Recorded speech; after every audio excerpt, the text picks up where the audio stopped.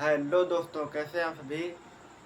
तो देखिए, हम आपको वैद्युत क्षेत्र के बारे में आज पढ़ाने वाले हैं। ठीक है, देखिए, क्लास 12 फिजिक्स का फर्स्ट चैप्टर है वैद्युत आवेश तथा क्षेत्र। ठीक है, वैद्युत आवेश से लेकर हमने शुरू से 5 वीडियो में कूलाम के नियम तक कवर किया था। ठीक है, पिछली वीडियो में कूलाम का नियम पढ़ाया था और अब आगे हम बढ़ रहे हैं वैद्युत क्षेत्र। ठीक है, इसे बताने वाले हैं। तो जैसा कि आप लोग जानते हैं कि अब 2-3 महीने ही रह गया है, हाफ ईयरली का एग्ज़ाम होने वाला है। ठीक है, धीरे धीरे पास आ रहा है। तो जिन लोगों ने अब तक तैयारी शुरू नहीं की है तो हमारे चैनल से जुड़ जाइए और यहाँ पर अच्छे से हम पढ़ा रहे हैं। अब से रेगुलर क्लास चलेंगी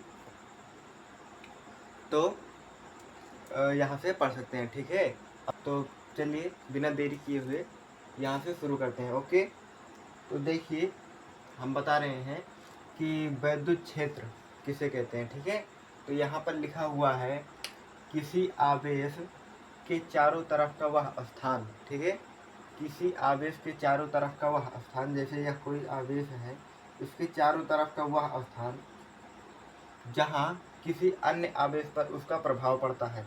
इसका प्रभाव जितने दूर में फैला होगा, इसका जो प्रभाव है जितनी दूर में फैला होगा उतनी दूर का एरिया जो है वो वैद्युत क्षेत्र एरिया कहलाएगा। ठीक है, जैसे कि ये कोई वो आवेश है। ठीक है, इसका प्रभाव इतनी दूर में फैला हुआ है, तो इसके जितना दूर में इसका प्रभाव है उसके बीच में, उसके प्रभाव के बीच में अगर कोई दूसरा आवेश रखेंगे, ठीक है, कोई दूसरा आवेश रखेंगे, उसके पास लाएंगे तो वो अपनी ओर आकर्षित करेगा। ठीक है, तो उस पर वो बल लगता है, इसी प्रभाव के कारण लगता है। ठीक है, वो अपनी ओर आकर्षित करता है और उतनी दूर का क्षेत्र जो है एरिया वो वैद्युत क्षेत्र कहलाएगा। ठीक है, आप लोगों को समझ में आ रहा है, आ ही रहा होगा। ठीक है, इतने अच्छे से बताया हमने। ठीक,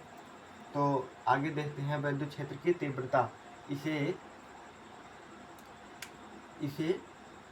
ई से दर्शाते हैं, कैपिटल ई से। ठीक है, अब वैद्युत क्षेत्र की तीव्रता भी देख लेते हैं। किसी बिंदु पर रखे गए एकांक धन आवेश। ठीक है, किसी बिंदु पर रखे गए एकांक धन आवेश पर लगने वाला बल उस बिंदु की वैद्युत क्षेत्र की तीव्रता कहलाता है। ठीक है, तो देखिए, किसी बिंदु पर रखे गए एकांक धन आवेश, या कोई बिंदु है, मान लो इस पर धन आवेश है। क्या है? धन आवेश है, रखा हुआ है, और इस पर लगने वाला जो बल है, इस पर जो बल लग रहा है, जैसे मान लो ये इतना बड़ा क्षेत्र है। ठीक है, वो वैद्युत क्षेत्र। ठीक है, इसमें कोई एकांक धन आवेश रखा है, इस पर जो बल लगेगा वह वैद्युत क्षेत्र की तीव्रता कहलाएगा। ठीक है, वैद्युत क्षेत्र की तीव्रता वही कहलाएगा। ठीक है, इतना सरल लिखा है हमने, वो डेफिनेशन आप लोगों को अच्छे से याद भी हो जाएगा। बस ज़्यादा नहीं, 1 बार 2 बार वीडियो देख लेना, आपके दिमाग में सीधा छप जाएगा। ठीक है, देखिए, अब आगे बढ़ते हैं। यहाँ पर लिखा है, इसे कैपिटल ई से प्रदर्शित करते हैं, चिन्हित करते हैं। ठीक है, और इसका SI मात्रक जो होता है न्यूटन पर कूलाम होता है। न्यूटन पर कूलाम क्या होता है? न्यूटन पर कूलाम होता है। ठीक है, तो इसका जो सूत्र होता है हमने लिखा है, इसका सूत्र होता है E बराबर F/Q, जहाँ पर ये जो E है ये वैद्युत क्षेत्र है। ठीक है, वैद्युत क्षेत्र है, और ये जो F है, F बल है, और ये Q आवेश है। ठीक है, तो यहाँ तक क्लियर हो गया होगा। ठीक है, और इसका बीमा, ये मोस्ट इम्पोर्टेंट है, ये और ये मात्रक, ये दोनों मत भूलना। ठीक है, और ये सूत्र भी। ठीक है, तीनों बहुत इम्पोर्टेंट है, ये हर बार एग्जाम में आता है। ठीक है, और इसका जो बीमा है बता दूं कि MLT-3A-1, ये जो है इतना बड़ा ये इसका बीमा है, ठीक है। इसका बीमा कैसे निकालेंगे हम आपको बता भी देते हैं, ठीक है। देखिए कैसे निकालते हैं। देखिए जो एफ है ई बराबर एफ बाई क्यू है ना, तो एफ का बीमा क्या होता है, एम एल टी होता है, ठीक है। एम एल टी -2 होता है, ये होता है उसका बीमा, क्या बोलते हैं, बल का, ओके। और बटे में क्यू का जो होता है ए टी होता है, क्या होता है, ए और टी,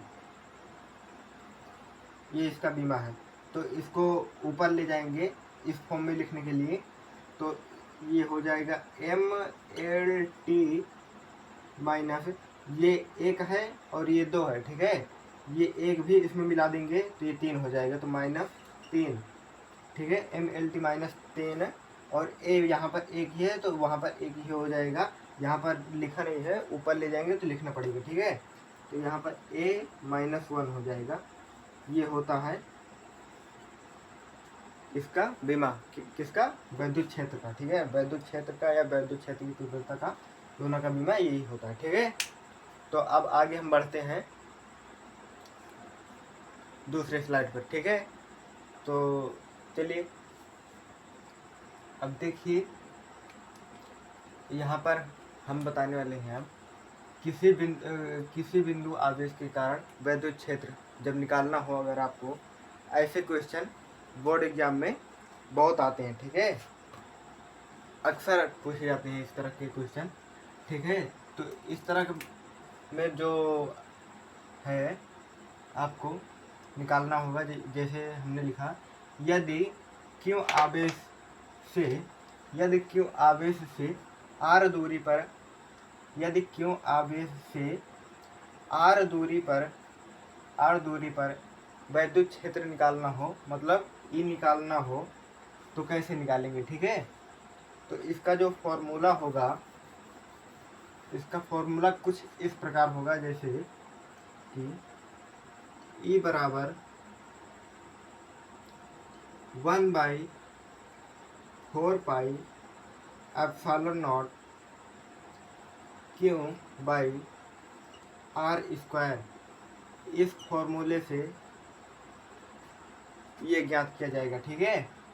तो यहाँ पर देखिए, ये जो एप्सिलॉन नॉट है, इसे क्या बोलते हैं, एप्सिलॉन नॉट,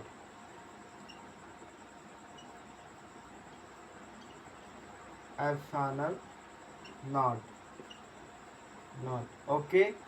यह है क्या है, निर्वात की घुलनशीलता,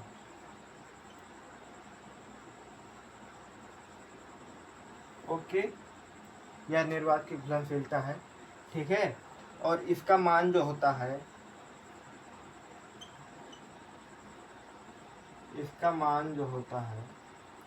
वही होगा 9 × 10⁹, ओके। ये हमने आपको उसमें कूलाम के नियम में जब पढ़ा रहे थे तो उसमें हमने बताया था, ठीक है। और यही फॉर्मूला लगेगा, ठीक है।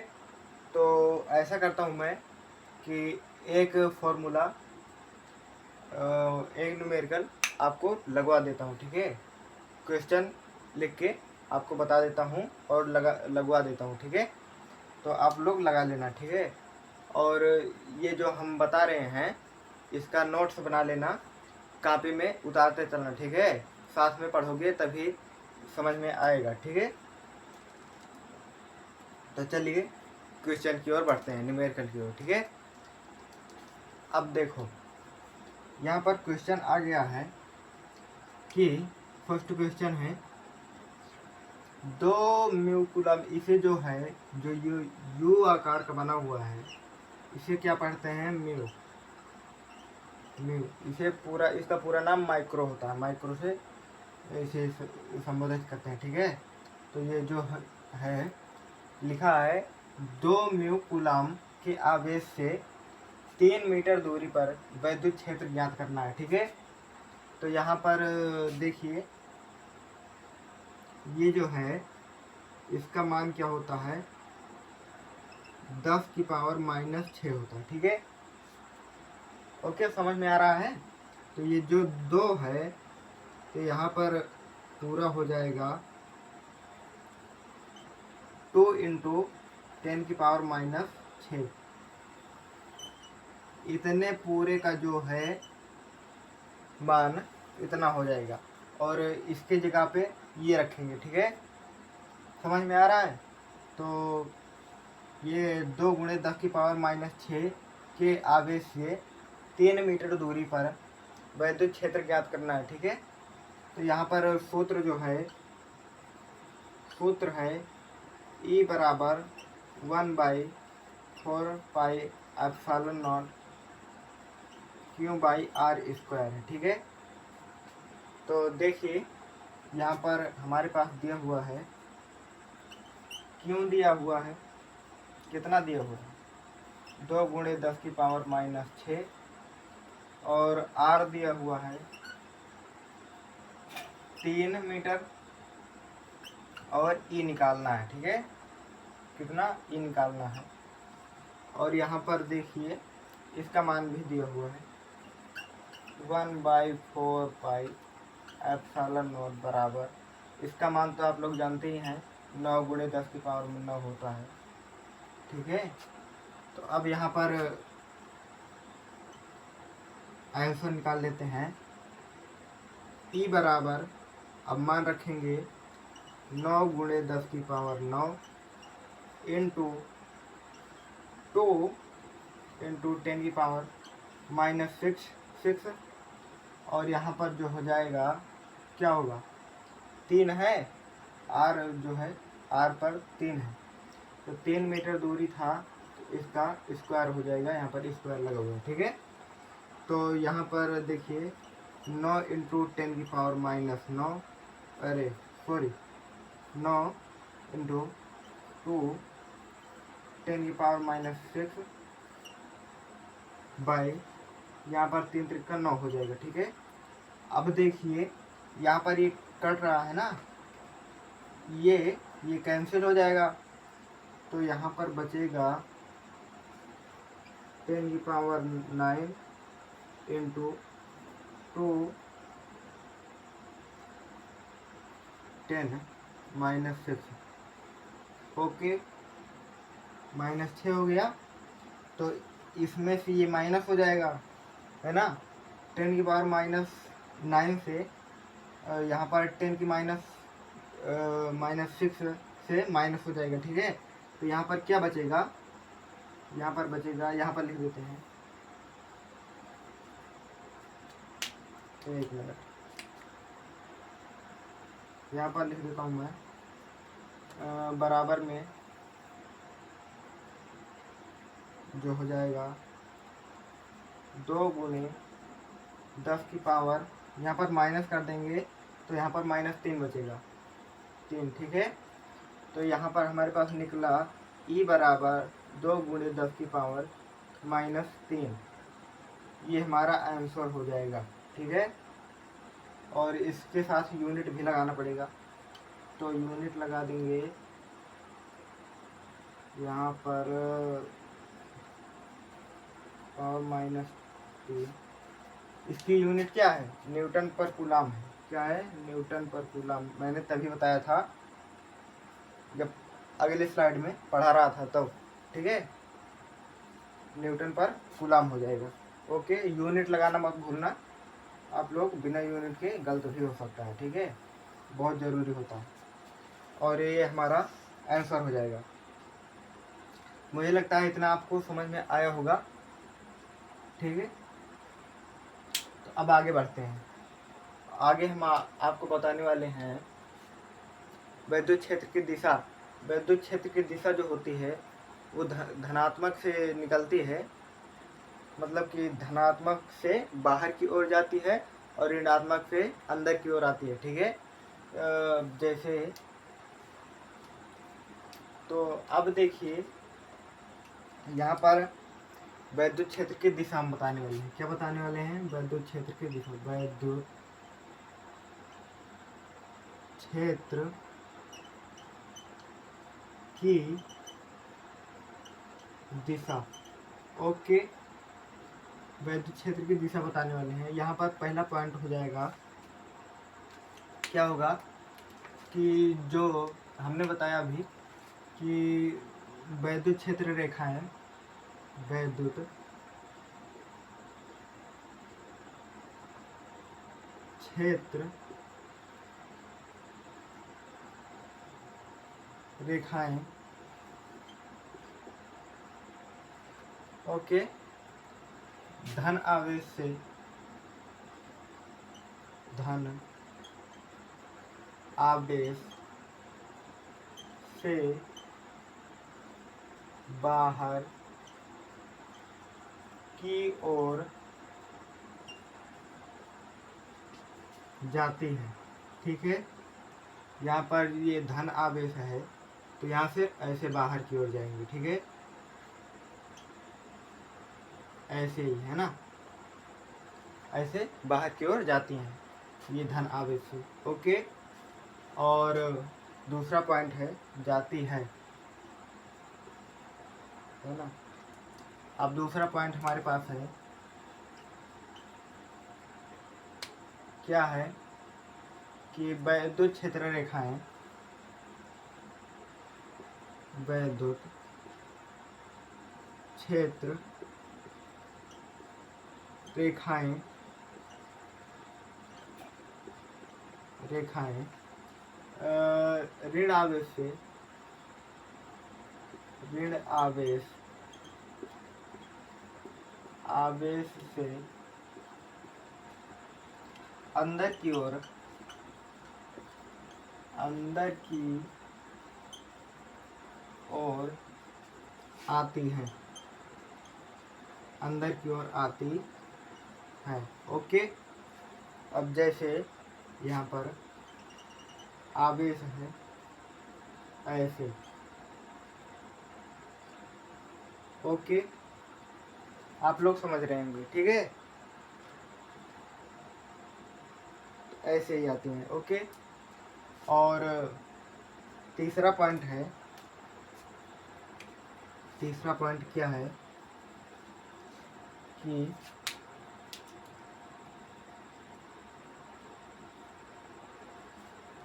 वैद्युत क्षेत्र रेखाएं, वैद्युत क्षेत्र रेखाएं आपस में कभी नहीं कटती हैं, कटती हैं। ओके, आपस में कभी कटती नहीं है। ओके, जैसे यहाँ पर कोई ऐसी गई है, कोई ऐसी गई है, तो ये आपस में कटेगी नहीं। ओके, चलिए आगे बढ़ते हैं। चौथा जो पॉइंट है, चौथा पॉइंट क्या है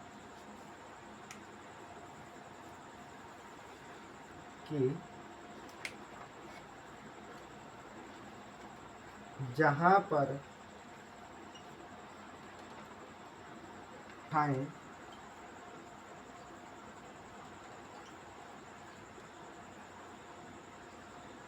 सॉरी, सघन हो, सघन हो, वहाँ पर क्षेत्र, क्षेत्र अधिक होता है, होता है। ओके, सघन मतलब जहाँ पर क्षेत्र रेखाएं अधिक हों वहाँ पर क्षेत्र अधिक होता है। ठीक है, पांचवा पॉइंट क्या होगा कि पांचवा पॉइंट हो जाएगा हमारा स्पर्श रेखा की दिशा, दिशा ही वैद्युत क्षेत्र की दिशा, विद्युत क्षेत्र की दिशा बताती है।